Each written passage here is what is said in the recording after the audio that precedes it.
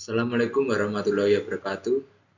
Sebelumnya perkenalkan nama saya Wahyu Priambodo dengan NIM 225336618 Teknik Informatika kelas C. Di sini saya akan menjelaskan tentang basic switch and device configuration. Yang pertama, Cisco EOS Access. Cisco EOS atau Internet Work Operating System adalah sistem operasi yang digunakan pada perangkat jaringan Cisco. Ini adalah perangkat lunak yang mendasari fungsi perangkat jaringan Cisco, seperti router dan switch. Cisco EOS memungkinkan pengguna untuk mengakses dan mengelola perangkat ini melalui berbagai metode, termasuk antarmuka, grafis atau GUI, dan program emulasi terminal. Tujuan dari sistem operasi ini adalah untuk mengelola dan mengatur perangkat jaringan agar dapat berfungsi dengan efisien. Selanjutnya, yang kedua adalah EOS Navigation. Cisco EOS memiliki beberapa mode perintah, termasuk mode perintah utama, mode konfigurasi, dan mode subkonfigurasi. Mode perintah utama digunakan untuk menjalankan perintah dasar, sedangkan mode konfigurasi digunakan untuk mengatur konfigurasi perangkat.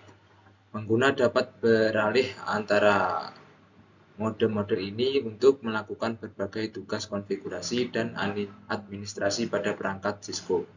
Yang ketiga, the command structure. Perintah pada Cisco EOS mengikuti struktur yang khas. Mereka terdiri dari kata kunci, argumen, dan opsi. Pengguna dapat memeriksa sintaks perintah dengan menggunakan fitur pengecekan sintaks dan mendapatkan bantuan dengan menggunakan fitur bantuan EOS. Terdapat juga pintasan dan jalan pintas yang memungkinkan pengguna untuk bekerja dengan lebih efisien.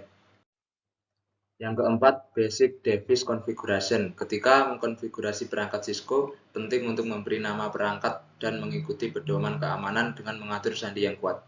Sandi ini dapat dienkripsi untuk melindungi akses ke perangkat. Pesan banner juga dapat ditambahkan untuk memberikan pengetahuan kepada pengguna yang mencoba mengakses perangkat. Yang kelima, Safe Configuration. Konfigurasi pada perangkat Cisco dapat disimpan dalam berkas konfigurasi. Ini memungkinkan pengguna untuk menyimpan konfigurasi yang telah dibuat, mengubah konfigurasi berjalan, dan bahkan menyimpan konfigurasi ke dalam berkas teks yang dapat diakses nanti. Yang keenam, ports and address. Pada perangkat jaringan, terdapat berbagai port dan alamat IP yang digunakan untuk mengarahkan lalu lintas data.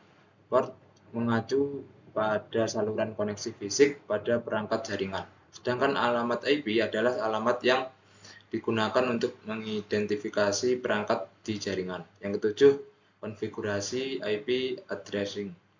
Penting untuk mengkonfigurasi alamat IP pada perangkat jaringan. Ini dapat dilakukan secara manual, di mana pengguna mengatur alamat IP sendiri, atau secara otomatis menggunakan protokol seperti DHCP untuk mendapatkan alamat IP secara dinamis dari server.